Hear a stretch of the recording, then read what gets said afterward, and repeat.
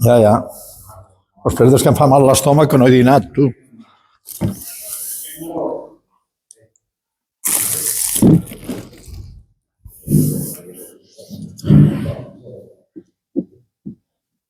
Mira a veure si surto a la meva pantalla.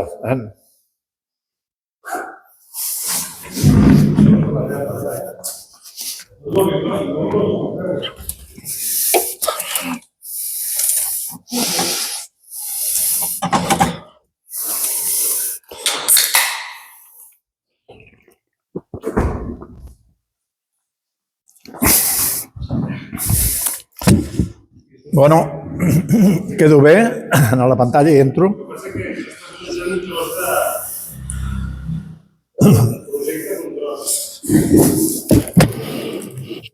Sí, és millor.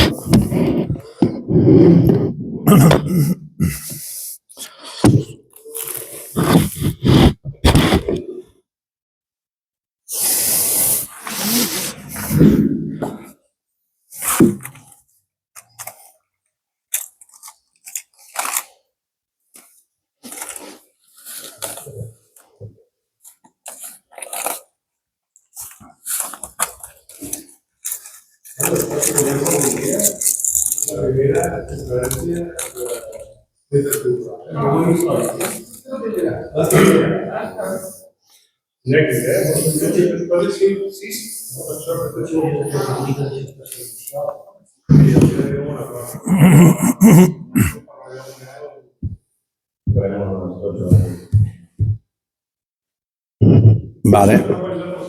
Ja està tot al seu puesto. Bé, inaugurem les jornades de l'Institut Nova Història en la seu del Intercultural i és una conferència que vaig descriure una cosa fa un temps. A veure, comença amb tot el tema del català medieval, però vaig tenir una sorpresa un dia, vaig trobar un anglès que diu aquesta llengua que li diuen anglo-normand s'assembla més en el català modern que en el francès modern. Això em va... Us ho vaig enviar, està en el xat. I això, he descarregat unes quantes coses, bueno, tinc 200 pàgines, o sigui que no les podré passar. El que passa és que he fet un resum que és molt compacte i després, si hi ha temps, passarem a les 200 pàgines. El que escriu el present escriu el passat i el que escriu el passat escriu el futur. Això va dir l'Orwell i aquesta frase que no sap qui és, la vaig conèixer del Santayana, que havia sigut professor del Kennedy. El poble que no coneix la seva història es veurà obligat a repetir-la. Jo per això estudio la nostra història perquè no l'haguem de repetir. Això és un petit índex.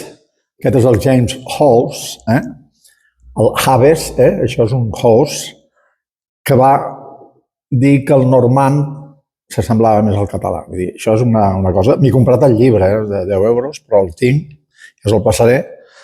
Després vaig tenir una baralla a X d'una tia italiana, pobreta, que és morta, va morir l'any passat, que deia que Dante era càtar. Vull dir, que Dante estimava els trobadors és una cosa òbvia, perquè es passeja amb tota la Divina Comèdia, de trobador amunt i trobador avall, passa revista a tots. Però he mirat quins d'aquests trobadors eren càtars i només n'hi havia dos, d'una vintena o 30 que hi ha, només n'hi ha dos que eren procàtars, però que no havien professat, o sigui, no eren cap dels nivells ni havien arribat en l'extrem.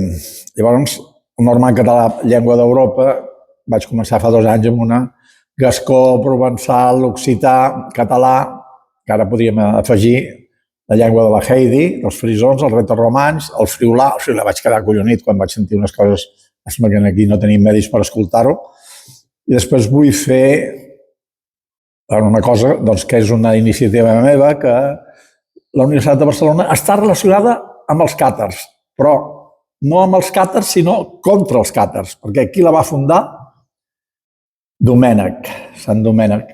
Sant Domènec és que és acollonat, perquè El tio predicava a Occitània. Va fundar el primer convent dels dominics a Tolosa de Llenguadoc. O sigui, que tots els que volia convertir, si els hi parlava en castellano, no l'entenien. O sigui que Sant Domènec parlava occità. Ja no diria català, però... I després vull fer una petita marca amb el fet, perquè a l'última conferència vaig parlar de totes aquestes llengües i un amic meu de Mataró es mira la conferència i diu: «Nano, ja sé per què Sant Vicenç tenia el do de llengües, perquè els hi parlava en valencià des de Venècia fins a Gasconya i fins a Normandia i l'entenien, perquè era la llengua, la nostra llengua era la llengua universal». I també faré una petita presentació al House i al normand català. Aquest és el seu llibre. Aquesta és la petita nota que vaig veure, que per veure això ja... Norman French was more like modern Catalan than modern French. O sigui, el Norman French, que és el anglo-normand, el que va portar a la baralla de Hastings, els normands que van anar a Anglaterra i que estan amb el Mon Dieu, Mon Droit, Nissoa, Kimali, Pons, tota la cultura normanda d'Anglaterra, parlen una llengua, l'anglo-normand o franco-normand, perquè els francesos diuen «Oh, ça, c'est notre langue, c'est le vieux français». Ja us l'ensenyo, i aquí el que va va confirmar la teoria del Hoss, va ser el Dani, que va dir, sí, jo miro tot això que n'hi diuen Llenguadoc, no el Llenguadoc és la nostra, nosaltres venim d'Occitània, el de Musit, totes les llengües que he dit que fa 2 anys que n'estic parlant d'aquest tema. Vaig començar a provar el 21, vaig fer una altra conferència amb en Pep, vaig parlar del Mundus Novus i la llengua aquesta universal catalana i tal, però és que hi hem d'incorporar cap al nord, perquè, esclar, jo vaig estar a Vannes. Vannes està a Bretanya. És una població de Bretanya. Resulta que el senyor de Bretanya va cridar el predicador més gran del món, que era Sant Vicenç Ferrer, que anés allà a convertir els bretons, fills de sa mare, que no volien convertir-se al cristianisme. I va morir allà. Però, esclar, com els hi predicava? Diu, no, és que ell predicava i l'entenien. El bretó és molt diferent. No és de la mateixa arrel, encara que el Fabien Drenyer digui que venim del celta i tal, però al cap de 1000 anys. O sigui, no hi ha una connexió directa com tenim amb els retoromans de la Heidi, que això en Roca, l'Eudald Roca em va dir, és que la Heidi parlava català. La Heidi és un arxiu simbòlic, imaginatiu, però la seva autora va situar l'acció a la terra dels frisons, i en els frisons parlen els retoromans, que jo els sento parlar i no l'entenc massa. Vull dir, sembla ser, passa com amb l'occità. S'entén millor el normand, ja ho veureu, passo en el normand. Això c'est la chanson de Roland. Charles Lirès, nostre empere magnes, set ans uns plens et estet en Espanya. Des que en la mer conquís la terra esltanya, ni castell ni quedant ni remanya. Hi ha coses bastant franceses, però mur necessitet ni ets remès a frendre, força regussa qui est una muntanya. Lirès de Marsilla la tient, qui deu nen aimet, Mahomet cert Apol·lín reclaimet. Aquestes coses, això no és francès, vull dir, que hi hagi un anglès. Neu ne pots guardar que mals ni netanyet. Atendre, aquí aquest aletanyet seria més... Hi ha paraules que són més franceses, però llavors agafem els juraments, van tenir els juraments d'Estrasburg, que ja els hem estudiat moltes vegades, però aquest jurament no l'havia vist, del burgès de Calais. El gegant de París, l'Uruguàs de Calais, jura et promet per ma foi et serment sur sanys evangiles de Dieu que je seré bon et loyal, breis home o rei d'Anglaterra, mon soberany senyor, esses oils, rois d'Anglaterra, que je gardaré et tindré en ordenança de la defensa de la villa, de Calais, i en tot point, sans comprendre, je revelaré i diré a mon poir que tot ce que je seré, on pourré, serà contra le roi, contra l'estat de la dita villa. Contra l'estat de la dita villa, això no té res de francès. Això és català pur. O sigui, de tant en tant trobes construccions contra l'estat de l'Edita Villa. És que en francès és que no hi ha cap gir que s'assembli a això. No té res a veure. O sigui, tinc 200 pàgines d'això, vull dir, aneu mirant i al promig, llavors ve en Dani diu és que això ja ho entenc millor que l'occità. L'entens millor això que l'occità. Bueno, és que hi ha tantes variants, però estic d'acord amb tu, l'occità t'has d'aprendre unes regles, fan conferències anys damunt amb en Miquel Maresme, i anat amb unes quantes i et donen unes normes que has de seguir, no? Dante vers el catarisme, la foto que ha posat el Dani. I aquí, el que em va costar, que no us ho vaig poder donar a l'altra conferència de la intel·ligència artificial, perquè el Maricón va agafar un sirventès i me'l va traduir al català. I em va donar, diu, aquí tens el sirventès en català. I l'havia traduït. No, aquest és l'autèntic. I el vaig buscar i el vaig trobar. A veure, aquí això és occità pur de l'Arnau Daniel, que Dante el considera el més gran dels poetes de llengua vulgar, de la nostra llengua, i el posa al purgatori perquè era un calent amb les poesies i fotia versos luxuriosos. I això era una espècie de rector de Vallfogona, però a l'any 1100, no? I el posa al purgatori amb els luxuriosos que han de purgar per als versos, no sé, no els he vist, però no crec que siguin massa pornogràfics, no? I aquí hi ha els 7 versos, els 6 versos que hi ha en occità.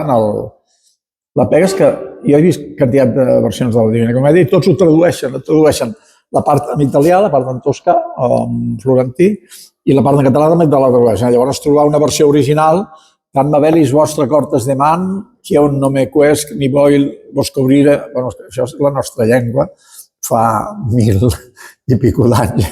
Vull dir que estic d'acord amb tu que s'entén més bé el d'abans que no pas això. I això és el nostre occità, O sigui que l'Arnau Daniel devia ser d'algun lloc d'Occitània, no és català. Després he posat tota la llista en el lloc de les 200 pàgines, veureu tots aquests que estan registrats com no càtars. O sigui, la noia aquesta que sortia ara, aquesta senyora, la Maria Soresina, això m'ho van enviar algú, un link de X, d'aquell que va venir a la Universitat Nova Història, en Biel, no sé quantos. I jo li vaig enviar, acabava de trobar els versos i els hi vaig posar. O sigui, l'endemà d'haver posat aquest d'allò, vaig mirar el que diu la conferència d'aquesta tia. Aviam. Ho he passat per totes les intel·ligències artificials, el que diu ella. O sigui, per ella, els trobadors eren càtars. Bé, aviam, el que segur que els trobadors eren occitans, que els càtars eren occitans, però després diré una blasfèmia, que en Jordi però de tot el que he anat traient d'aquí, ja us ho diré després. No té raó. A veure, què eren els càtars? Els càtars eren antipapa de Roma, anaven contra el papa de Roma. Qualsevol que es consideri catòlic no podia ser càtar. A partir del moment podia haver sigut un que sigués en l'època dels papes d'Avinyó, però també era catòlic. Els papes d'Avinyó no eren protestants, simplement eren 2 catòlics que es van fotre hòsties el 1370. O sigui que uns podien estar a favor dels papes d'Avinyó, els altres a favor dels papes de Roma el 1370. Però catòlics tots. O sigui, el catarisme té moltes similituds amb els principis de Sant Francesc, però semblen clavats, només que no creuen en Jesucrist. I en tinc allà amb una foto que us la posaré al final, que mira cap a la Mare de Déu de Montserrat, que li passi els estigmes a les mans. O sigui, si els càtars no creuen en Jesucrist, està dintre de les normatives, tenen el dualisme, tenen els dos d'allò, i Jesucrist ni somiar-ho. Com Sant Francesc, tenint els mateixos costums, els mateixos principis, la pobresa, tot igual que els càtars, falla en la premissa més important i és la figura de Jesucrist. Vull dir, això vindrà després perquè no només és que em vaig mirar les 2 pel·lícules d'aquesta senyora i jo no hi estic d'acord. Llavors, aquí ve amb una discussió amb en Carles Camp. Carles Camp diu el tractat de Tordesillas era el tractat de Barcelona. Bueno, a veure, una cosa és que es fes a Barcelona, segur, perquè a Castella no tenien un punyadero cartògraf per fer els càlculs. Els càlculs sabem qui els fa un tio de Blanes, Jaume Ferrer de Blanes. I el troba el llaurador dintre d'un llibre que es diu Les sentències del diví poeta Dant. Aquesta sentència és un deixeble seu, agafa tot un llibre, un taco, es pot descarregar, us el puc passar, i en l'últim capítol ve la fórmula que va donar Jaume Ferrer a la reina quan li va demanar una carta en castellà, està tot escrit en castellà, que ja és la rehòstia, perquè un paio, Jaume Ferrer de Blanes, que és d'aquí, que se'n fa pedres precioses, és lapidari. I per fer peles se'n va des de Nàpols fins a Milà, funciona per totes les nostres terres, i se'n va a Burgos i munta una botiga a Burgos. És clar, els castellanos, ¿quién es este señor? El lapidario de Burgos. Bueno, ja hi som, amb aquestes, el que estem acostumats a veure, però els reis li demanen i la carta que tenim es conserva en castellà. O sigui, les sentències catòliques del poeta Dant estan tot en català, menys la fórmula per calcular, com que no sou enginyers, no us ho explico, però vull dir, és un sistema molt bo. Aviam, la longitud no es podia trobar en aquella època, però si fas un triangle rectangle, la hipotenusa és el rumbo de les illes de Cap Verd fins a la Hispaniola i el cateto adyacente és la longitud, el cateto opuesto, el tio diu que has de navegar amb un rumbo durant X fins que trobis una latitud determinada, que la latitud es pot trobar. I llavors, per aquest triangle rectangle es calcula el meridià de Tordesillas, és com es va calcular amb una precisió bastant bona el Jaume Ferrer de Blanes. Us dic que el senyor Romeu d'Armes, que és botifler, alto, és que en Carles em posa el Romeu d'Armes com el gran home, perquè ens va descobrir que Colom havia estat a Barcelona. Vale, alhora en Barcelona, tinc el llibre. Em vaig comprar el llibre, m'ha costat 3.500 pessetes, fot 40 anys, el tinc. L'Orteu l'ha fet la versió en català, mal traduïda. Vull dir que això ja li vaig dir que, escolta, aquí on te diu això, tu poses aquesta altra cosa, no has de fer una traducció fidedigna, no? Però, bueno, el senyor aquest habla de l'Amèrica per a la reina de Castilla, tota la versió espanyola d'en Romeu d'Armes, tu, i me'l posa d'un tio que només li falta dir arriba a Espanya, el Romeu d'Armes. Aviam, vale, va descobrir que Colom havia estat a Barcelona, Barcelona per a Castilla, no Barcelona per a Catalunya. Vull dir, el perfil del Romeu d'Armes és molt interessant, denuncia tota la conquesta de Canàries, vaig comprar llibres fa molts anys, tot això, però des del corazón espanyolista. O sigui, hi ha una cosa que diu en Carles que no ho he trobat, he digitalitzat tot el llibre, ho he buscat, diu, van venir uns ambaixadors al mes d'agost de Portugal amb cartògrafs. No, en Romeu d'Armes no diu això, en Romeu d'Armes diu, els reis van fer venir a Barcelona, perquè estaven a Barcelona, uns ambaixadors de Portugal per parlar de la línia aquesta, sense cartògrafs. Els cartògrafs els teníem nosaltres, que era en Jaume Ferrer de Blanes. O sigui, a l'hora de dir les coses s'han de dir molt acurades. Saps que soc molt meticulós? Jaume Ferrer de Blanes, la nau que partirà de les illes de Cap Verd per buscar el dit terme, cal que deixi la velocitat a l'esquerra i que prengui el camí. És aquest triangle rectangle que us he explicat.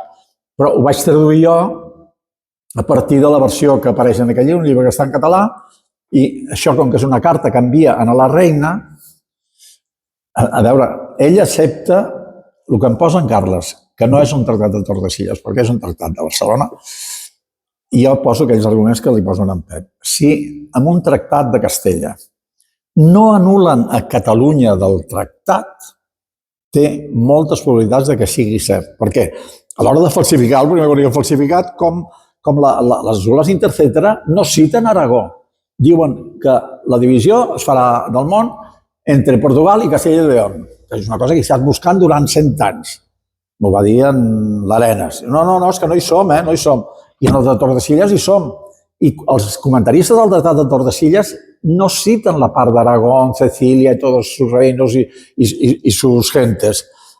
perquè no els interessa. O sigui, vas a un xat capella, tothom, entre Portugal i Castilla, pumba. I no, el Tractat de Tordesillas diu Castilla, León, Aragón, Sicilia y todos sus reinos y todas sus gentes.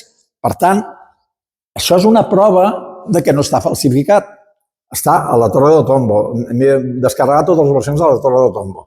Que, de fet, no està firmat a Tordesillas. A Tordesillas es va iniciar, es va firmar el rei, que en Carles diu el rei Manel I. No, el que hi havia en aquell moment era Joan II. El primer és el que succeeix a Joan II. Joan II firma a Setúbal. Llavors hi ha uns plenipotenciarios que signen a Arévalo.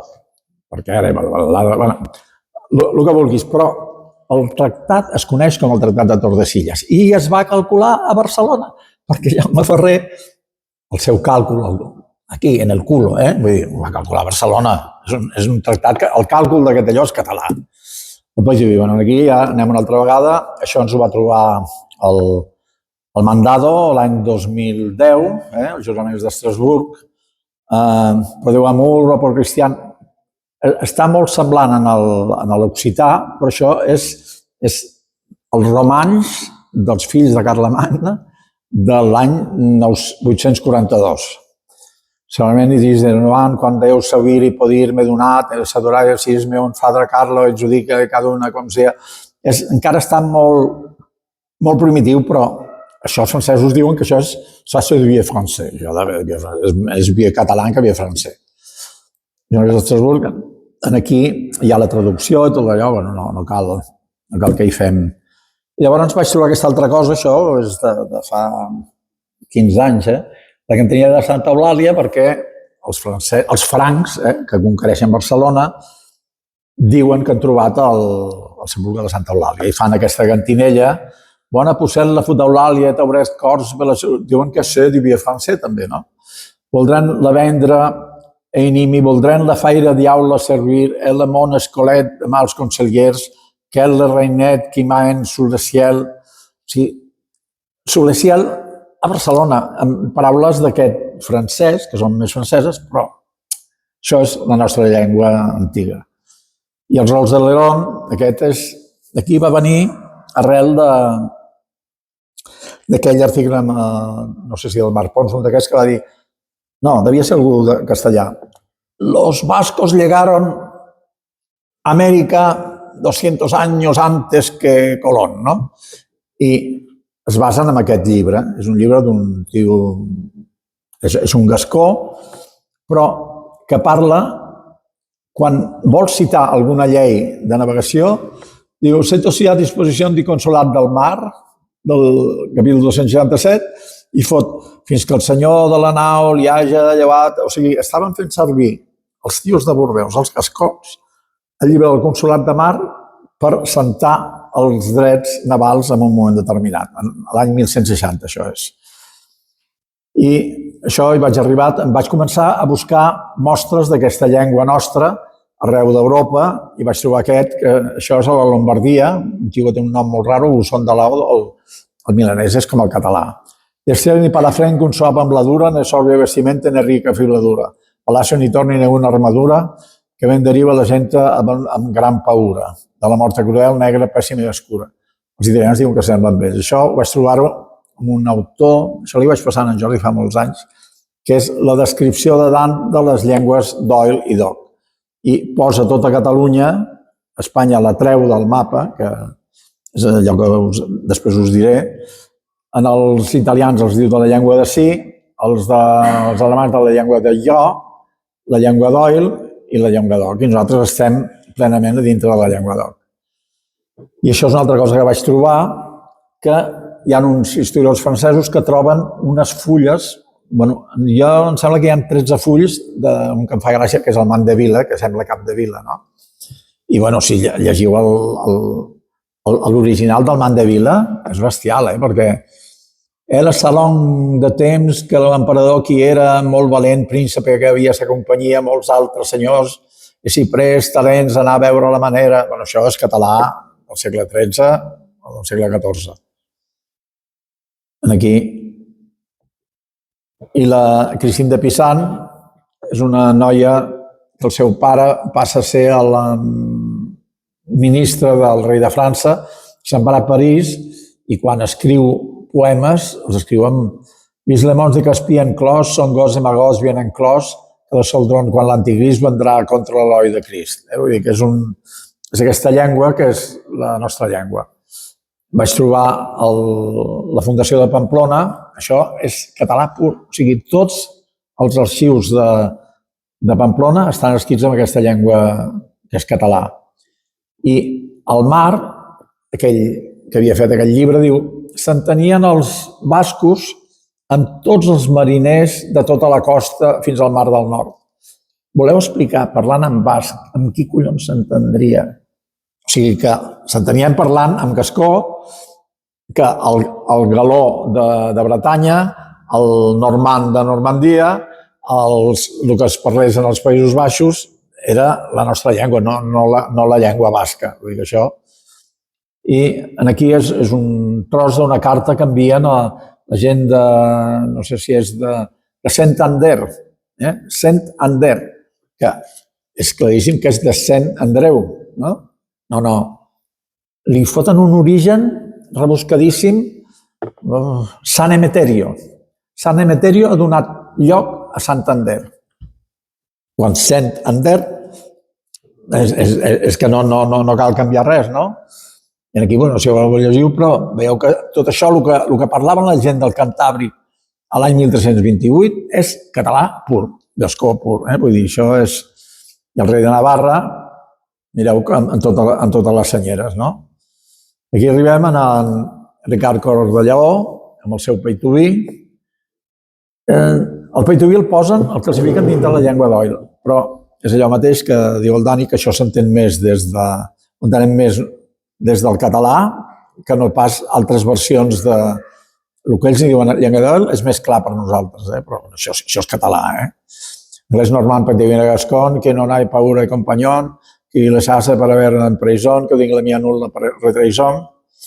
I llavors, la lluita dels càtars ens va portar a la Universitat de Barcelona. Per què? Sembla que sigui una contradicció, però qui va fundar la Universitat de Barcelona, que jo dic que és el convent de Santa Caterina? Sant Domènec de Guzmán. Sant Domènec de Guzmán, ja us ho he dit abans, predicant a tota l'Occitània, en què els hi podia parlar perquè l'entenguessin.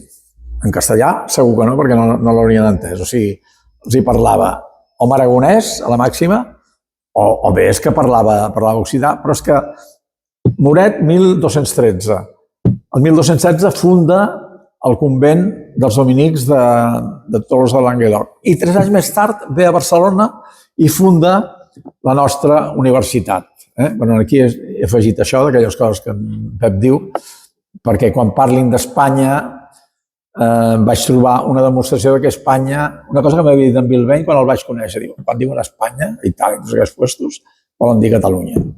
Però no hi havia una demostració. Aquella de l'Eulàlia Duran no és del tot demostració perquè a dintre parla de tota l'Espanya en general. És una història d'Espanya, després la història de Catalunya, es contradiuen el colofó amb el títol, però el llibre està explicant la història de tota Espanya. O sigui, que Espanya amb el sentit aquell, i aquí, en canvi, el tio,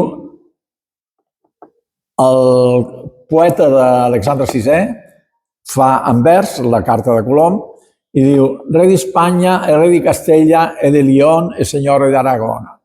Per tant, si el dir rei d'Espanya havia d'afegir que també era rei de Castella, que també era rei de Leona, que també era senyor d'Aragona, vol dir que ni Aragona, ni Leona, ni Aragona era Espanya. O sigui, Espanya eren els països catalans. Això ho poso perquè me gusta poner-lo, no? I aquest és el meu article de la Universitat de Barcelona. Esclar, la Universitat de Barcelona la funda Sant Domènec de Guzmán. O sigui, ve i té com a partener, a veure, qui és el patró dels advocats? Sant Raimundo de Peñafuerte, no? O sigui, és el ministre de Justícia, per dir-ho d'una forma, de Jaume I. O sigui, té un confessor que crea els mercedaris, que la Verge de Mercè i tot el rotllo, que és en Pere Nolasc, i el que fa totes les lleis catalanes, el que recopila tot el dret català, és Sant Raimon de Penyafort, fins al punt que impartia, era catedràtic, impartia a Bologna, que curiosament vaig agafar la Universitat de Bologna, tots els inscrits hi havia occitans, gascons, de tot arreu, catalans, valencians, de tot arreu, menys de Castella. O sigui, els castellans no anaven a la màxima autoritat perquè no devien entendre la llengua que es parlava a classe. Bueno, això, senzillament. La meva premissa és un sil·logisme categòric que oficialment a Catalunya no vam tenir universitats fins 1450. Això és impossible. O sigui, no pot ser que tothom, Àvila, Salamanca, tot Déu, tenen universitats al 1219 i nosaltres anàvem amb taparrabos allà subiéndonos por los árboles, tirando flechas i piedras. Escolta'm, home, vull dir... I vaig trobar tota una documentació amb el pare Marsillo que parla de l'estúdium que hi havia on t'ensenyava Sant Raimon de Penyafort i on 200 anys més tard van estudiar a Sant Vicent Ferrer. Sant Vicent Ferrer va anar a estudiar a l'estúdium, que encara no l'havien fet a la universitat, la van crear en un altre lloc. Però un estúdium, les universitats començaven sent un estúdium, tant Salamanca com Àvila, com totes aquestes, primer van ser estúdium, no? Sant Vicent Ferrer i el Filògal. Bueno, aquesta llengua he fet un petit... Tot això són un estudi de 200 pàgines, que si ja tens després us les passaré, però resumint les 200 pàgines, Provença, Savoia, Normandia, Bretanya, Vannes, Romans, Friülà, l'occità, el franco-provençal, el normand català, segons el senyor, com es diu? Bueno, segons el Dani i aquell anglès que ho va dir abans, no?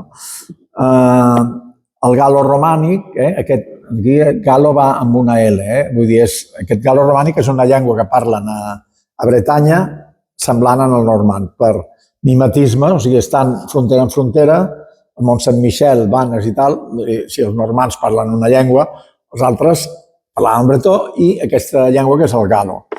Tot això és les llengües per als països que viatjava Sant Vicenç Ferrer i per això el seu parlar era entès per tothom. Llavors, arribem, amb això he fet pràcticament la meitat de la conferència, I aquí és una cosa que l'he posat perquè en Bilbeny em va dir que no ho posés, però m'agrada repetir-ho, perquè he trobat arguments. Aviam, un dels camins que es passava per anar a Europa era a través del Piemont. Hi havia aquell que després es diu camí dels espanyols, perquè ja li dic camí català, que pugen des de Gènova, pugen per casa de la teva dona i pugen fins als Alps i tot això. I tot el Piemont, i tot el milanès, i tota la Lombardia, es parla aquesta llengua que és la nostra. O sigui, jo he parlat amb gent de Milà, del camp, dels que parlen milanès, i ens entenem, O sigui, ens entenem, foten paraules italianes de tant en tant, però ens entenem molt. I Alessandria és un lloc molt important perquè aquí Napoleó va guanyar la primera batalla en els austríacs. I, aviam, jo he trobat que aquí Aqueterme, que està a 15 quilòmetres on va tenir lloc la batalla, hi ha un quadre que l'havia estudiat la Montse Montesinos, però em va reconèixer, diu, no vaig pensar mai que aquest fos Sant Francesc. No se li va acudir. I, bueno, doncs mira, què tenia Sant Francesc? Tenia uns ocells. Aquí tens una perdiu. Què tenia Sant Francesc? Els estigmes. Aquí està presentant els estigmes. O sigui, aquest és Sant Francesc i aquesta és una Mare de Déu de Montserrat blanca. Jo aquí el que hi veig és Sant Francesc prostrat davant de la Mare de Montserrat. Aquestes cases són Barcelona i el que hi ha al fons és Montserrat. Ja vindrà l'Albert Fortuny, ja ens dirà el què, no? Però més que res és que això està a 15 quilòmetres de la batalla de Marengo. Jo el que vaig dir de petit, quan vaig fer la primera comunió, un capellà em va dir, diu, tingues en compte que Napoleó va dir que el dia més feliç de la seva vida havia sigut el dia de la seva primera comunió. Pum, ja el fem religiós, no? Vaig trobar, bueno, això és tot un article que l'he posat, no sé si cito en els que cal citar i tal, però ara he tocat alguna cosa que no s'havia de tocar. vaig trobar la Vierge de Napoleón. Napoleón, quan era tinent a París, amb el seu germà, eren dos oficials, dos tinents, i anaven cada dia a resar a la Mare de Déu d'una església que hi ha als afores de París. La tradició popular ha seguit amb això i han fet una imatge d'aquesta Mare de Déu i la venen com a recordatori com a la Mare de Déu de Napoleó. O sigui que Napoleó era molt devot de la Mare de Déu. El dia de la coronació de Napoleó, que va tenir el papa tancat a Fontainebleau perquè no volia que es coronés ell mateix, es va coronar ell mateix, va fotre una pregària a la Mare de Déu de 1000 pares de narices. O sigui, el dia de la seva coronació. Quan era tinent, resava a la Mare de Déu i resulta que tenim el quadre aquest, que és del Bermejo, que li canvien el nom de Cardonensis per Controvensis, hi ha tota una història sobre això, l'article és llarg, però la meva idea és que Napoleó havia d'anar a donar les gràcies per haver guanyat la batalla. Això, Manuel Capdevila Dixit, no ho trobareu escrit enlloc, però ho apunto, hi ha coses pitjors que també es mantenen, no? O sigui, Marengo, Mare de Déu de Montserrat d'Aqueterme i la devoció de Napoleó a la Mare de Déu, superdemostrada, jo crec que va anar a fer una acció de gràcies a la Mare de Déu. I ara aquí hi ha 200 pàgines. O sigui, és tot el que jo he resumit en aquells quadres i podem entrar fins que tinguem temps. L'anglonormand versus el català, aquí és d'on t'he tret tot l'article d'aquest senyor, del Howes, fa una mostra de paraules entre el francès normand, el francès modern i el català modern. Castel, chateau, castell, martell, martó, martell. O sigui, que té raó tant en Dani com a l'anglès que la llengua d'oil del normand, anglo-normand o franco-normand, com li vulgueu dir, baixa, vaca, hospital, que té la SL dida, hospital, aigua, aigua, xat, gat, o sigui, que el normand té un percentatge enorme de paraules semblants al català i van posant més mostres i han anat fet tot un mostreig. Caure, escaer, quart, to fall, caure. Hi ha coses que semblen més al català i coses que semblen més al francès. I aquí això és totes les explicacions del tioguet en el llibre, de conservació del so K dur, com castell, que s'ha perdut al francès, diuen xa, moltes, i totes coses que sabem que en francès es pronuncien diferent i en normand es pronuncien com en català. Això va fer-li dir a aquest senyor que inclús els diptongs, tota una sèrie de coses. La primera estrofa de la Chanson de Roldan, que ja us l'he posat, no? Vull dir, però és que aquí l'he carregat tota, o sigui, aquí sí, això ho farem un llibre proper perquè tinc tota la Chanson de Roldan, l'aneu comparant i... Ostres, un mosquito. La conservació de la final, terminacions amb et, no amb be, com en francès, vocàliques generals, però en català tampoc s'acaben amb et, són aquelles que acaben amb bits i en occità tenen un acabament més complex. Text original del jurament, aquí us he triat això, però aquí tinc unes 40 mostres d'aquestes llengües de per allà dalt que li diuen llengua d'oil i que si les comparem amb el català, dic, això és posar-me un llibre, no us ho puc posar aquí, però us ho vaig passant. Més fragments, Les Reis de Marsella, aquest és el primer estrofa. Blascadins, fut de plus salves, païen, de vassalatge, posar-se chevaler, pros d'home al pur senyor puredé, edís del rei. És del rei, el roi, vull dir que... Us puc assegurar que un estudi fet, i he fet fent el ChatGPT, un estudi del percentatge de paraules que s'assemblen amb un i que s'assemblen amb l'altre, i guanya el català, però com l'Atlètic de Madrid al Madrid l'altre dia. Aquí ja et dic, tinc fins a 30 pàgines amb el text, amb la traducció al català, la traducció al francès. En principi, us ho he resumit molt bé amb aquelles 2 pàgines. Això, mireu que és una cosa molt interessant que vaig aprendre a fer amb la IA, que des de dintre del PowerPoint faig un link en un fitxer extern. És una cosa que es pot fer. Arnau Daniel al Purgatori, els versos aquells, i totes les cites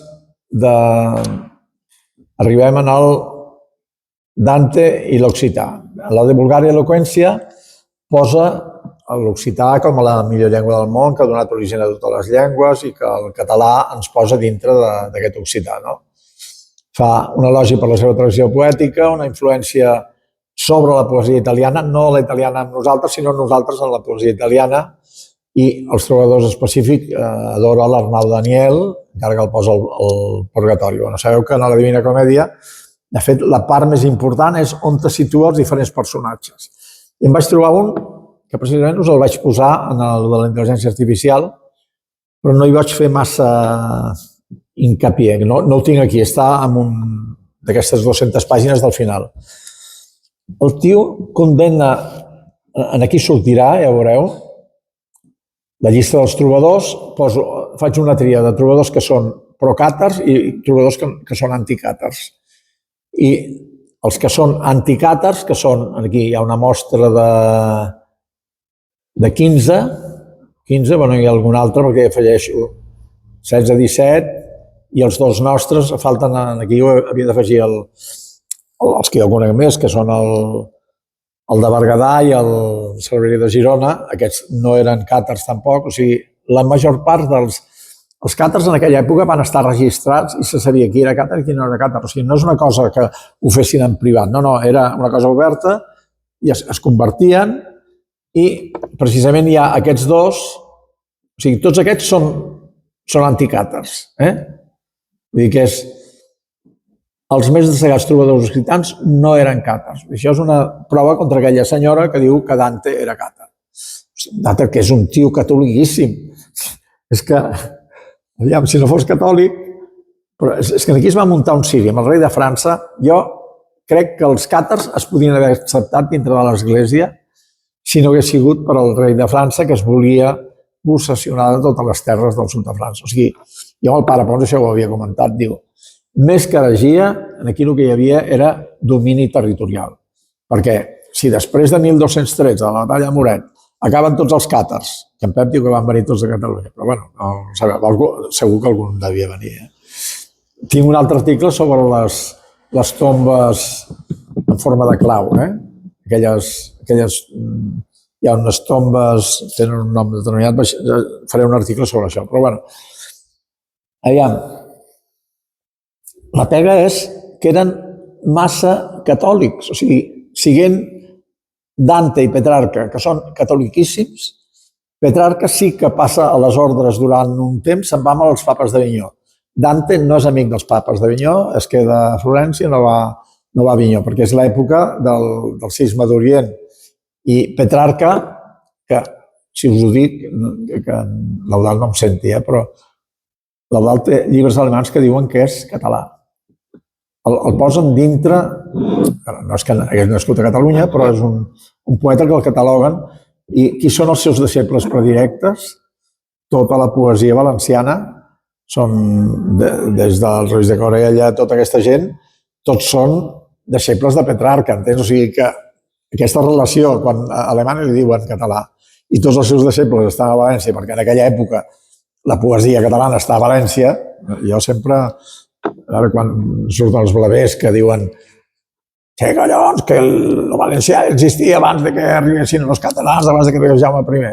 Dic, mira, digues el que vulguis, jo t'acceptaré que a Catalunya parlem el valencià nord, però no em diguis que són dues llengües diferents, entens que hi ha unes variacions, hi ha unes coses, però és que sempre poso aquest exemple, o sigui, per què es va triar la llengua de Florència, maldita toscà, perquè Pisa també era toscana i tenia una llengua diferent, i la toscana estava partida per la meitat en aquella època. O sigui que dir-li toscà, però bueno, ja està acceptat que allò és el toscà. Per què s'ha dit el toscà? Perquè Dante, Petrarca i Boccaccio, els grans poetes de la llengua italiana, ho fan en toscà. Llavors passa a ser la de tota Itàlia.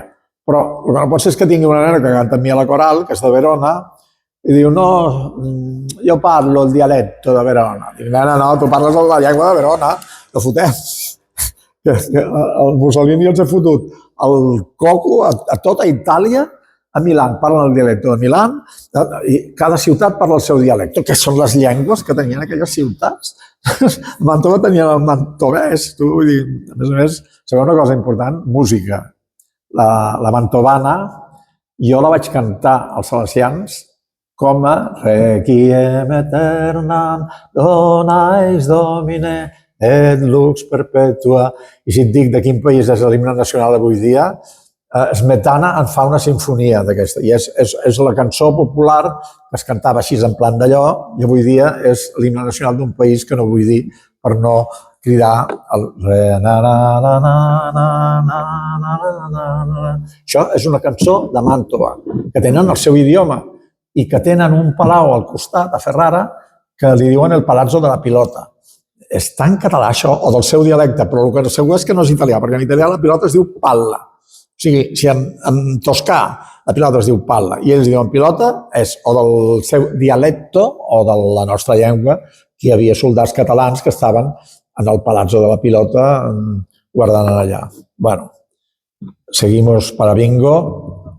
Els dos que es considera Dante que són pro-càtars, però són pro-càtars perquè són aquests dos, el Richard de Trencavell i el Gosset Faidit. Però són, sobretot en aquella època, tots eren gent important, no era un tio que anava pel carrer allà mal vestit, no, eren nobles, era gent de...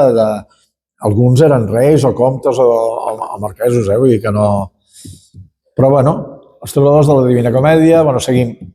Podem parlar de tota la purgació espiritual del purgatori de Dante, que això podria semblar la purificació dels càtars.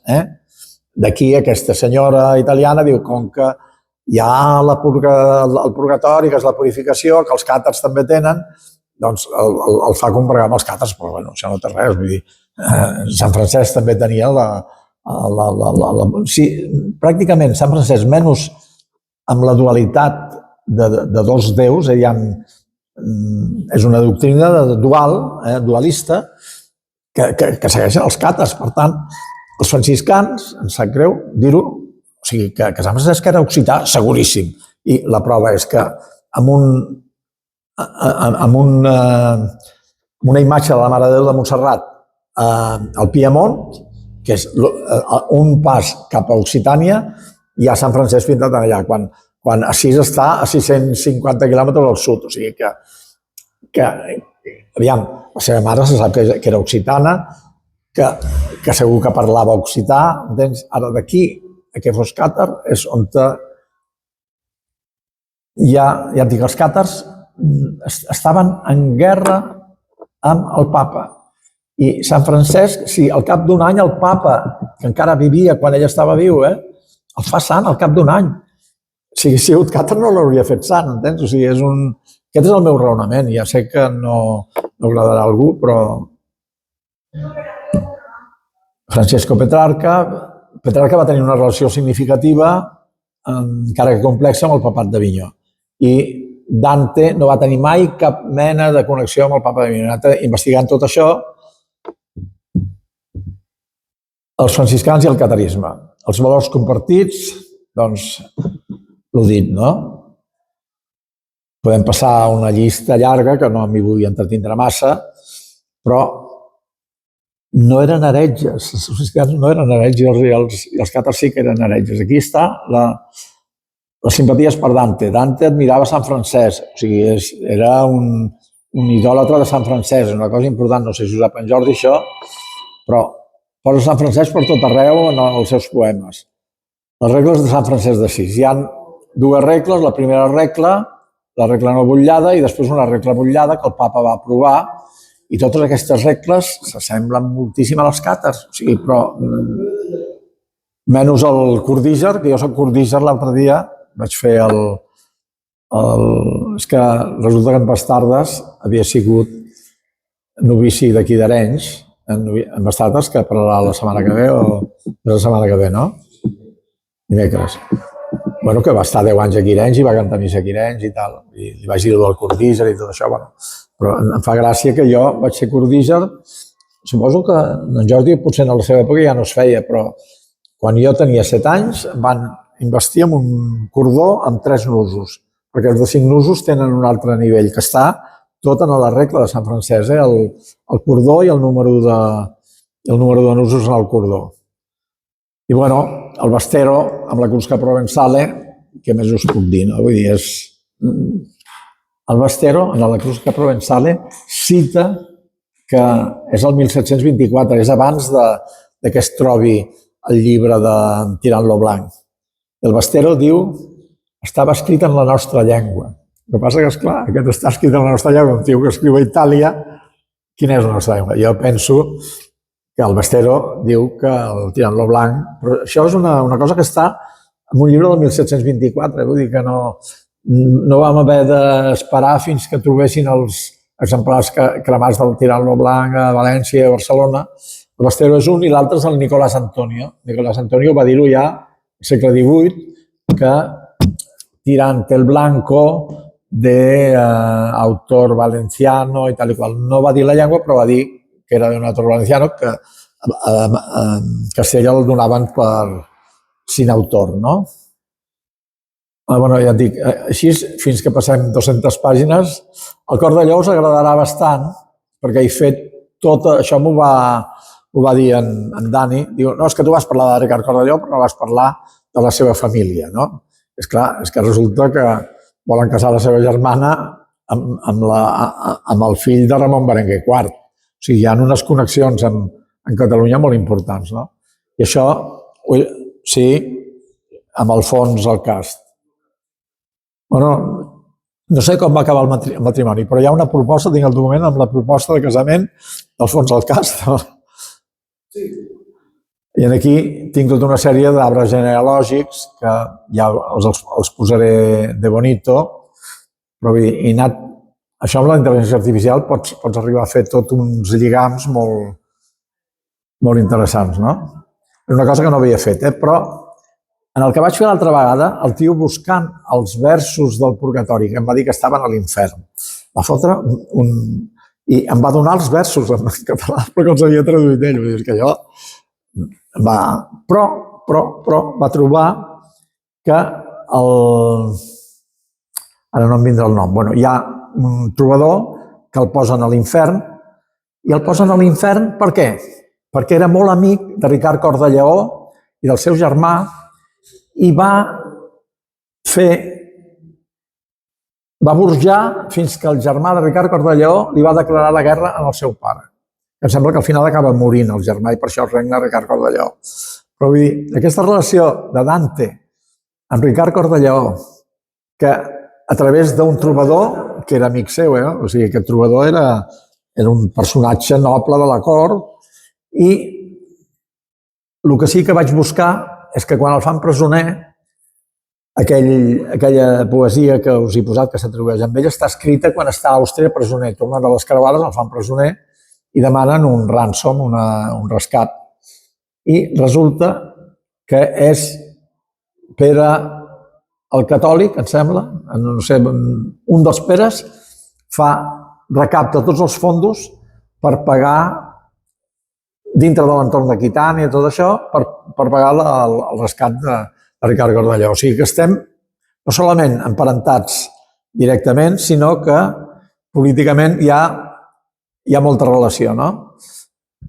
Llavors aquí Ramir II, esclar, Ramir el Monjo, Peronella, Enric de Plantagenet, Ramon Berenguer, Alfons II, i aquí Eleonor de Plantagenet, el casen al final amb Alfons VIII de Castella, però l'havien promès amb Alfons el Cast. O sigui, aquí hi ha tot un Alfons de Castella, Alfons el Cast. Alfons el Cast d'allà?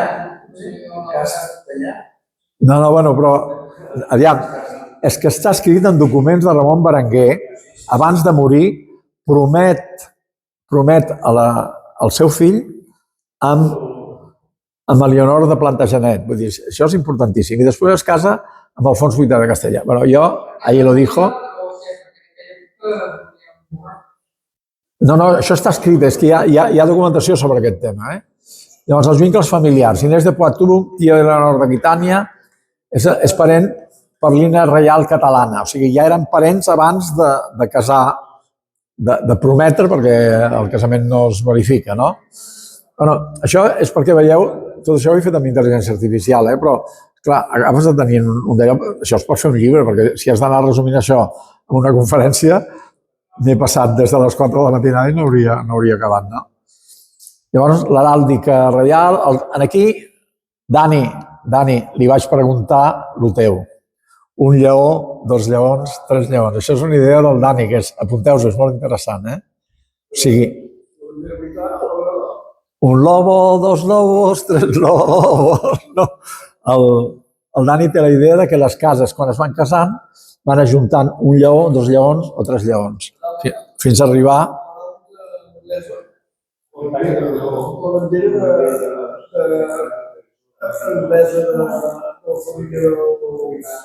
Els Plantagenet, hi ha 3 lleons. Aquí m'ho torno a repetir en un altre format diferent, però arribem a lo mateix que Alfons s'havia de casar amb Elionor de Plantagenet i no s'hi va casar. Veus això? Ei, Daniel, això és a petició tuya. Li vaig preguntar jo, un lleó, això és la resposta que em va donar, un lleó, Aquitània i lleó medieval, símbol de força. 2 lleons, Normandia i primers Plantagenet, unió de dominis. Unió de dominis, 2 lleons. 3 lleons, Ricard, fitx i escut anglès, definitiu, amb 3 lleons passants guardants, símbol d'expansió i de poder. El rescat de Ricard Cor de Lleó és capturat prop de Viena, el rescat de 100.000 marcs de plata, l'operació va ser coordinada per Elionor d'Aquitània, mare de Ricard, però jo li vaig dir, he trobat que, a veure quin reialme d'Anglaterra, aliats polítics, Alfons el Cast aporta fons i suport logístic. Alfons el Cast va participar en el rescat de Ricard Cor de Lleó. Sí, en teoria s'havia de casar amb la seva germana. O sigui, és que aquí hi ha, arrel del Dani, vaig trobar això, l'Alfons el Cast, que ajuda a recuperar això, però de primera entrada en el resum no m'ho ha posat i després en el detall dic, escolta, mira-t'ho bé, és que, aviam, amb la intel·ligència artificial és molt emprenedor, perquè si no t'ho diu la primera vegada, vol dir que t'ho està intentant amagar. Llavors t'ho diu, escolta, que jo he llegit en un lloc que Alfons el Cast va participar en el rescat de Ricard Cor de Lleó. Sí, no, al final m'ho diu i em dona tots els detalls, Altres fius i reis europeus van aportar sumes menors i van intercedir diplomàticament. O sigui, això és tot el que té a veure Alfons el Cast amb el rescat de Ricard Cor de Lleó. Com es va pagar? El rescat es va pagar en 2 parts. La primera part, o sigui, que va donant detalls i tal, bueno, aquí ho paguen en 2 parts, són 2. Jo l'únic que sé, perquè Alfons el Cast hi participà. Geopolítica, un Ricard lliure mantenia la pressió sobre França, un rival de Catalunya. Comerç, això són els raonaments que em va fer de per què Alfons el Cast hi havia participat.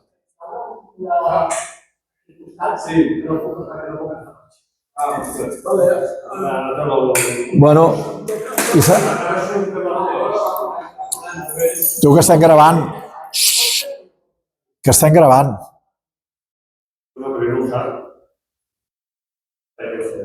Els càtars i la universitat. Bueno, aquí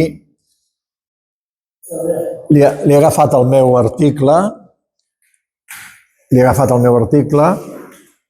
he posat de la universitat, li he posat amb ell, i d'una pàgina me n'ha fotut 200. O sigui, però bueno, diu, em dona la raó en tot això, en què Sant Domènec va lluitar contra els càtars, o sigui, era el gran predicador de la creuada albigense. Però és que ja us he dit, al cap de 3 anys de Moret funda el convent a Tolosa de Languedoc i al de 3 anys el funda a Barcelona. Allà on t'ensenyarà Sant Ramon de Penyafort, la Universitat de Barcelona. I aquí em diu, si has tingut una idea molt bona, tot això no ho ha dit ningú abans, no sé què, hem fet la pilota, però bueno, el que està dit, l'Ordre dels Predicadors, Domènec de Guzmán parlava occità, li dic, escolta, si estava predicant a Occitània, si no parlava occità, no l'haurien entès. O sigui que, i que en castellà no l'entén. Sí, no, en castellà no l'entendrien. Bueno. Què sabem amb certesa? Els documents oficials de l'Orde Dominic, fundada el 1207, es redacten en llatí com era habitual a l'Església. Diversos historiadors afirmen que Domènec va adaptar-se lingüísticament per poder dialogar. Aquí fot tota la història de tots els testimonis que diuen que Sant Domènec parlava occità. Sant Domènec de la Rioja, clar. Aquí aquest és un dels personatges que tinc més. Per què? Després de Tolosa no se'n va a la Rioja, a su casita, a su terruño, a fundar un convento i ve a Barcelona. És que això ja és històric. Que això fos la universitat, no fos la universitat, això ja és una qüestió de precisió, però els jesuïtes diuen que allò és un estúdium des de 1219. Vull dir, tenim un estúdium universitari que era com començaven les universitats. Vull dir, això va ser una idea meva, common sense, com el Trump, no? Common sense. Si apliques el sentit comú et surt això. Vull dir, no pot ser que no tinguéssim universitats. Sentit comú. A més, tenint l'agravant que Felip V va tancar totes les universitats de Catalunya.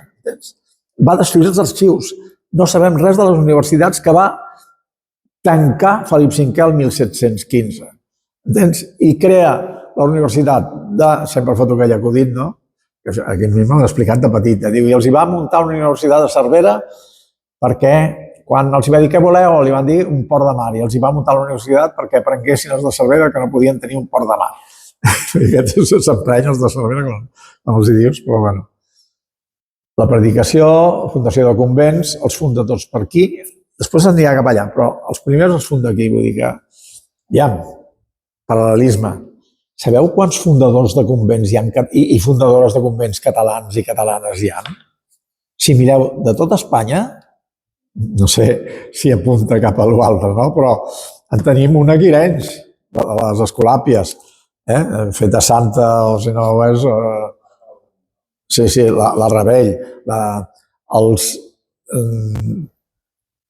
Paül, Sant Vicenç de Paül, tots aquests són catalans o valencians o sigui, a Castella hi ha poca tradició, vocació de fundar convents, i els que venen de fora, que és un castellà, segons ells, de la Rioja, quan funda el primer convent dels dominics, que són els que, els dominics van manar la Inquisició, van portar la voz portante durant fins al segle, fins al d'allò de Mendizábal, vull dir que el que em sap greu és que es carreguessin la Universitat de Barcelona, que era el convent de Santa Caterina, que el podien haver deixat sense dominics, sense Inquisició, però per demostrar que teníem una universitat i ens hem quedat sense.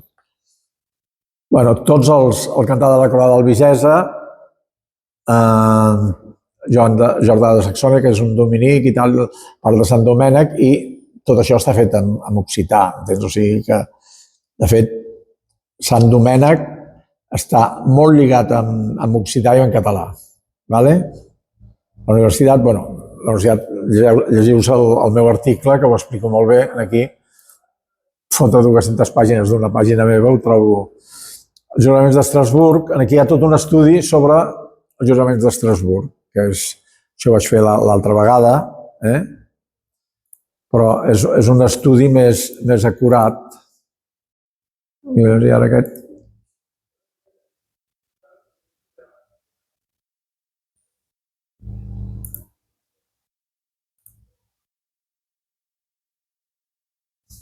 Va estudiant paraula per paraula i mira, ho compara amb el català actual i ho compara amb el francès actual. I, evidentment, tornem a guanyar com l'Atlético de Madrid, el Real Madrid. La sintaxi arcaica, això és tot un estudi, això per un llibre que faré, va molt bé tenir-ho perquè poses... Ja hem parlat del milanese. No sé si tornarà a sortir. Juraments d'Estrasburg passats. El Perituvi de Lionheart, un altre estudi que em va fer sobre el Perituvi de Lionheart. Mira el número de paraules, el compara amb el francès, el compara amb el català i és més semblant en el català. Vale? El què? No, és que no... Qui ha fet els estudis aquests? Això està fet amb intel·ligència artificial. Jo dono una base, dic, escolta, hi ha això i això. Jo crec que hi ha més semblança amb el català que amb el francès. Hi ha aquestes paraules que et semblen, Llavors el tio i fa una comparació a partir del que jo li dono i has de donar menjar, Si no li dones menjar no fa res o fa el que li dona la gana. O sigui, per què va bé donar-li menjar? Perquè quan li dones unes proves ell te les augmenta. Si no els hi dones pot ser que et digui tot el contrari.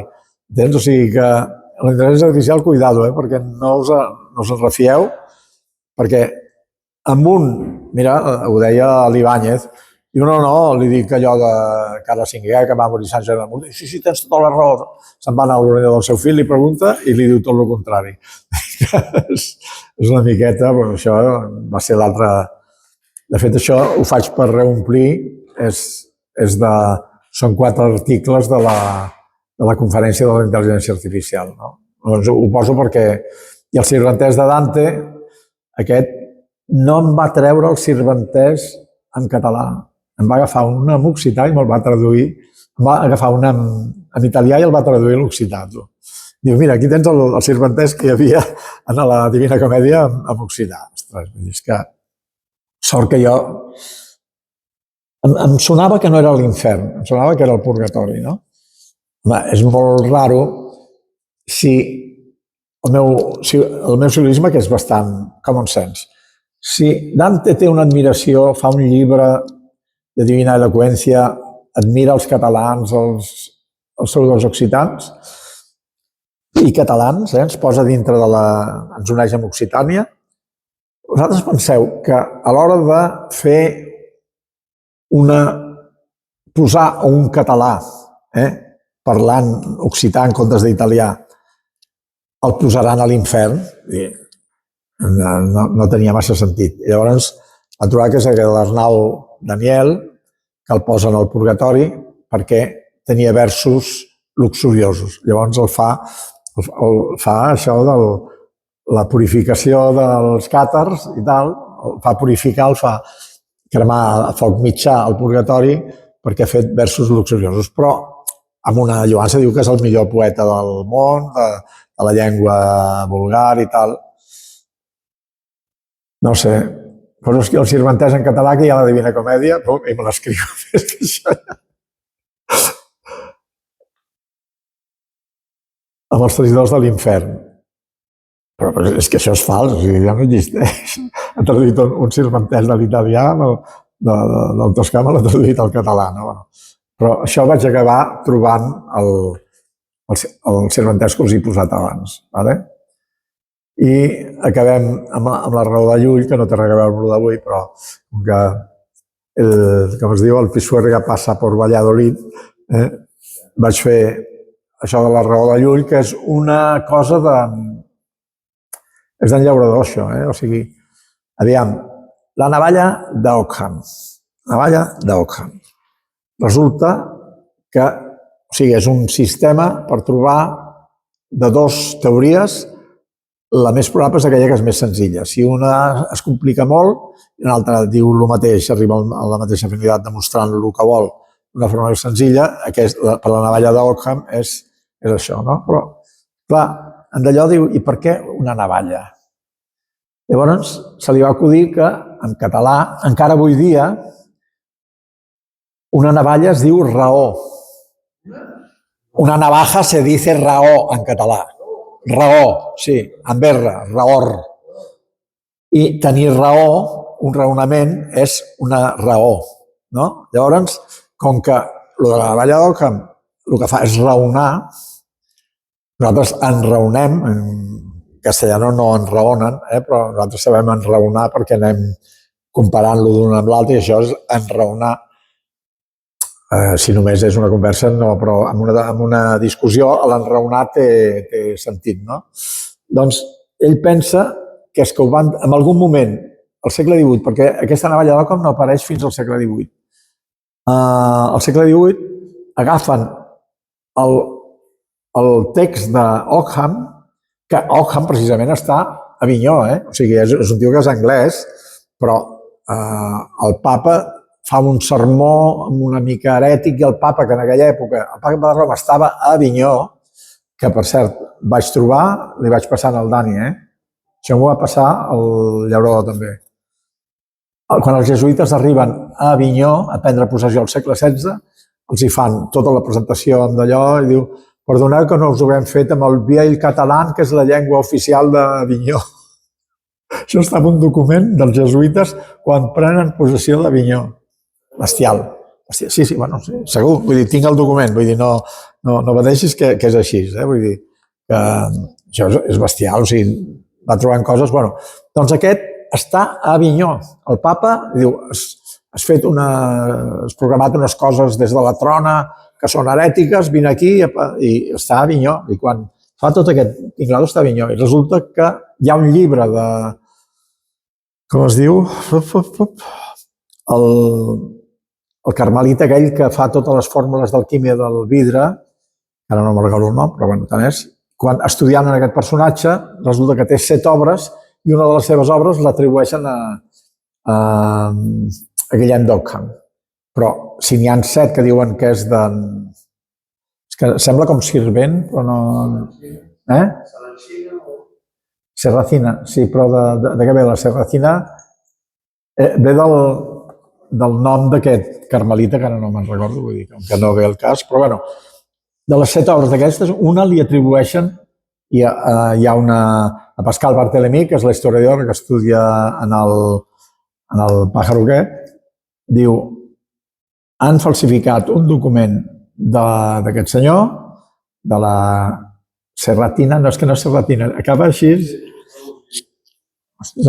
Bueno, tant és, han agafat un document d'un català, de Perpinyà, i l'han atribuït a Guillem d'Ockham. Bueno, doncs, potser el raonament aquí, li vaig explicar tot això, i em diu que tens molta raó, diu perquè això s'hauria de dir possiblement, això és idea meva, s'hauria de dir la raó de Llull, perquè Llull presenta aquests mateixos arguments 200 anys abans del Guillem d'Ockham. O sigui, llavors, si els arguments per la navalla d'Ockham estan en l'obra de Llull, s'hauria de dir la raó de Llull. La raó de Llull, una troballa lingüística històrica que reescriu el principi d'Ockham.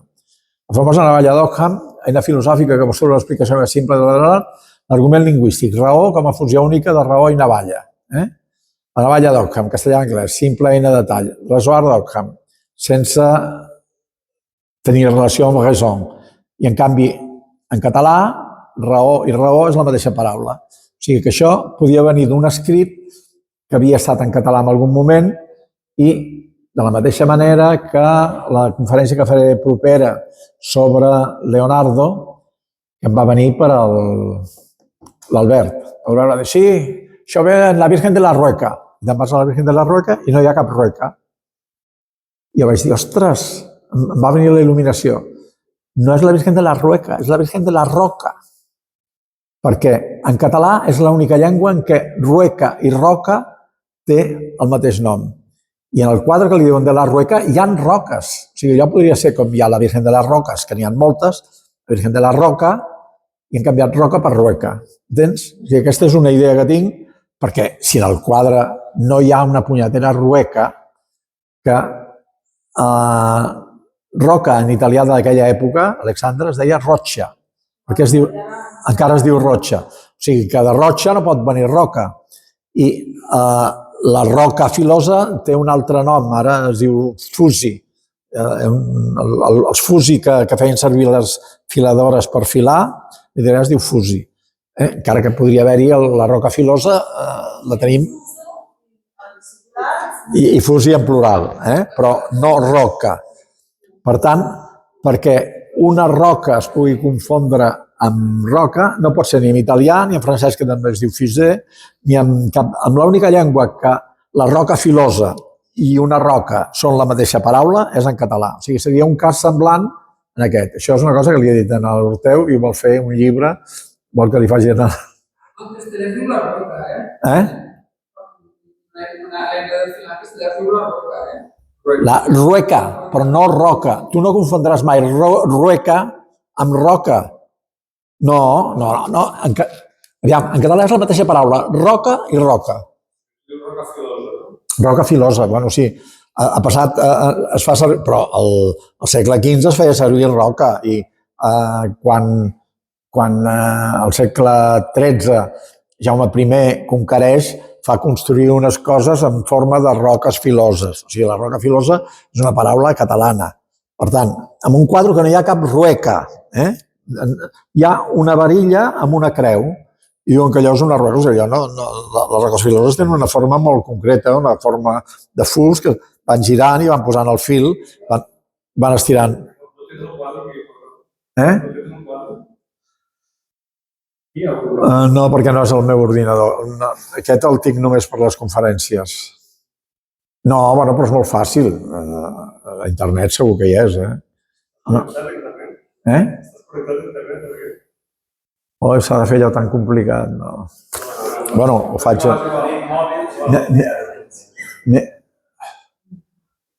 És que aquest ordinador, és que hem improvisat i això ho he portat de casa, no és el meu ordinador, el faig servir només per les conferències, no. Però bueno, us puc dir que no hi ha cap roca y sí que no hay ninguna rueca y le llaman la Virgen de la Rueca. Allò, Hi ha rueca, però hi ha roca. hi ha roca, o sigui... No, bueno, noies, és que per connectar-me aquí és la rapera, has de fotre aquella ristra de... Bueno... No, en principi hem acabat, vull dir, però si pogués fer això de la rueca, a veure un moment... Com es diu? Sí. Veieu? El nen no té una rueca. No hi ha una rueca filosa. El fus, que té la llana i tot això. No, i a més, hi ha un altre quadre de Leonardo que surt Sant Joan Bautista amb aquest mateix d'allò i diuen Sant Juan Bautista con un báculo. I això li diuen bàculo, que és més un bàculo que no pas una rueca. Sí, la meva idea és que això, i gràcies a l'Albert Fortuny, perquè diu, sí, com la Virgen de la Rueca. I dic, la Rueca, i on està la Rueca? No m'hi havia fixat. I gràcies a les coses, els xats que fem amb WhatsApp i tal, el comentari de l'Albert em va donar la il·luminació, l'il·luminati per la Virgen de la Roca. Bueno, en principi... a veure si surt el nom d'aquest tio, és que m'emprenya, no...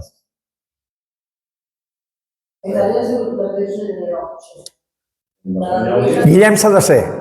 Guillem Sedacé. La Sedacines, que tu deies, no sé què deies. Guillem... No, bueno, no. És que quan agafes una rima, una paraula que s'hi sembla, i llavors la bona no et ve. Has de... I no l'he vist aquí, però... Hi ha la de la roca i la de la rueca.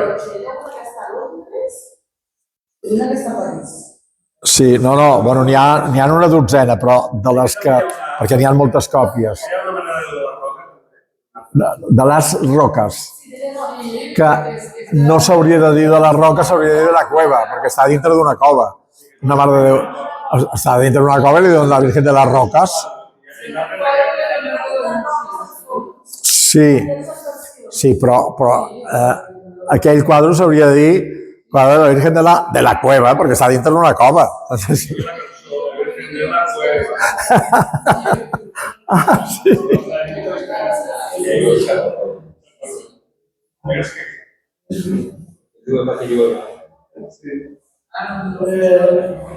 Bueno, en principi hem acabat amb això.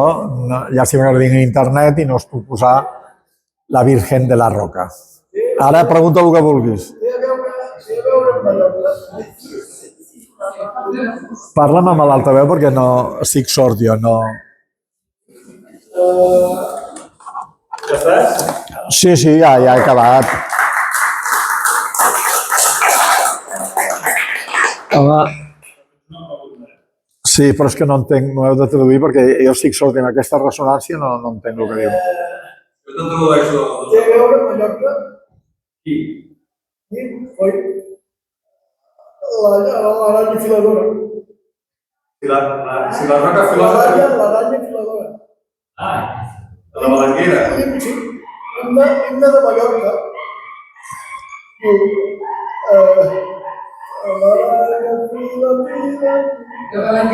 La balanguera fila, fila, la balanguera filarà. La balanguera fila, fila, la balanguera filarà.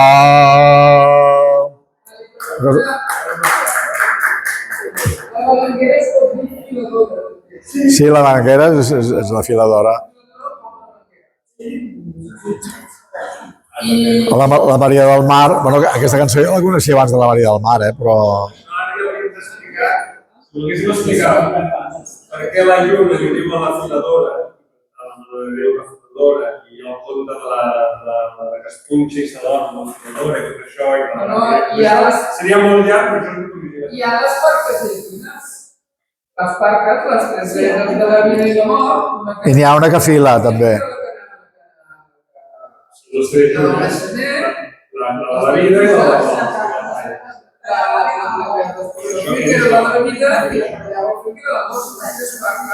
Les tres parques, les tres gràcies, les tres manies, les fases de la lluna, la creixent, la plena. Sempre que són tres, però tot això és mitologia astral. Mallorca estava a favor de Roma. Mallorca va caure en mans de Roma. Menorca, Eivissa i Formentera, no. Menorca i Eivissa van caure a favor dels cartaginesos. No, Eivissa, sí. Diuen que Aníbal va néixer a Eivissa i van agafar el sistema de les fones dels eivissencs, tiraven pedres en fona i van portar els cartaginesos, portaven un petit regiment de tiradors de fona eivissencs. Vull dir que... Per un cantó. Després, Eivissa i Formentera tenen relació directa amb aquests cares, hi ha tant de moviment, amb els jueus, palestins i companyia. Els palestins també són foneros. Sí. També tiren fora. Per tant, tenen semblança amb els menorquins, Menorca i Eivissa. Perquè... Això amb Vinci. No té gaire a veure. Escolta, jo vaig parlant del Da Vinci a Dansk, es va aixecar el president de la Viquipèdia israelita, vam estar discutint una sèrie de coses i quan va acabar vam parlar amb el president de la Viquipèdia mundial, amb en Gil Wales, i estem parlant amb ell i de cop i volta se'n fot a parlar amb i que tens els dobbers i tal. Se'n posa a parlar amb accent mallorquí. No? Vaig quedar collonit. Dic, però que és mallorquí. No, jo som not a Tel Aviv, però som descendents de suetes de Mallorca i hem pagat una noia de Mallorca perquè ens vingui a ensenyar la llengua de fa 500 anys dels nostres avantpassats.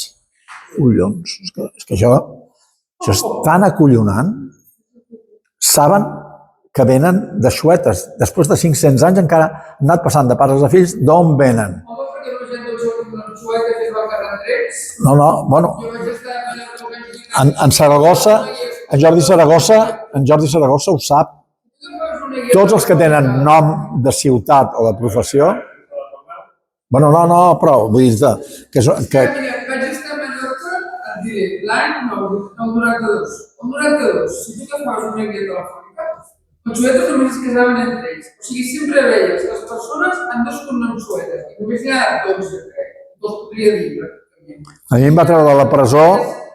Aguiló, sí. Bueno, no, tots aquests... Tots els noms de toponímics, de treballadors, de funcions, sabater, fuster,